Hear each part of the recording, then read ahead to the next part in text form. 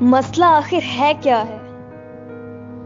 عورت نے ساڑی پہنی ہے، شلوار قمیض پہنی ہے، ٹراؤزر پہنا ہے، چوڑی دار پاجامہ پہنا ہے، سر سے پاؤں تک چادر میں لپٹی ہے، دوپٹہ گلے میں ڈالا ہے، دوپٹے کے بغیر ہے، پوری آستینیں پہنی ہیں، آدھی آستینیں ہیں، برقع پہنا ہے یا ٹانگیں ننگی ہیں، چاہے جس بھی طرح کے لباس میں ہے ریپ ہو جاتی ہے۔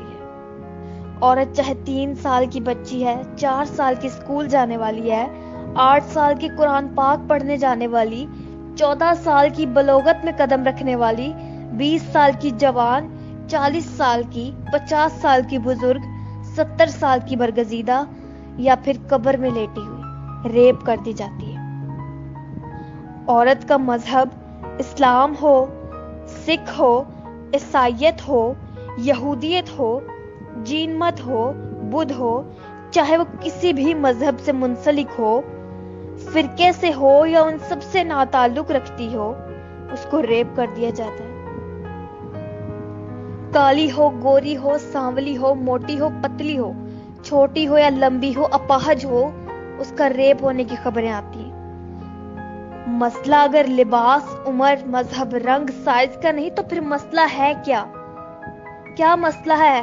ہوس زدہ ذہنوں کا مسئلہ ہے، درندگی کا مسئلہ ہے، بھوک کا اور مسئلہ ہے، انسانیت سے گرنے کا۔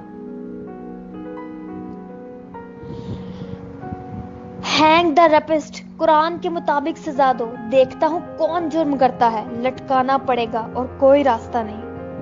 عورت کی عزت کی اور بچوں کی معصومیت کو کچلنے والے حیوانوں کو سرعام پھانسی دی جائے گی۔ عورتیں پردہ کریں تاکہ پتہ چلے کوئی عام عورت نہیں، مسلمان عورت ہے۔ مرد نگاہ نیچے کرے تاکہ پتہ چلے کہ کوئی عام مرد نہیں، محمد صلی اللہ علیہ وآلہ وسلم کا امتی ہے۔